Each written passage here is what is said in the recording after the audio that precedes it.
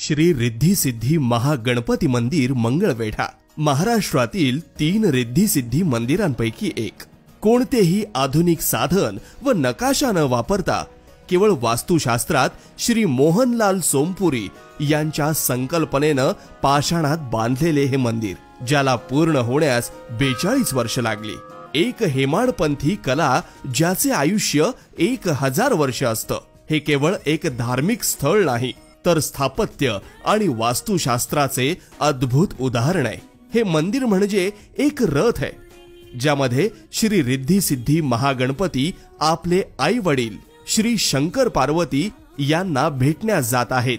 90 खांबावर उभारलेला 164 गजरात सोबतचा हा रथ पाहून इंद्रदेवानं आपली सेवा घडावी म्हणून 102 देवनार्थिक सहभागी होण्यास सांगितले, ज्यामध्ये 106 मूषकराज त्यांच्या शुभवाद्यासह सहभागी झालेले दिसतात। ही मिरवणूक शिव पार्वतीच्या महालासमोर आली असता त्यांच्या स्वागतासाठी प्रवेशद्वारावर सूर्य मूषक व चंद्र मूषक त्यांचे स्वागत करतात। अशा अद्भुत संकल्पनेमध्ये या मंदिराची स्थापना केली आहे।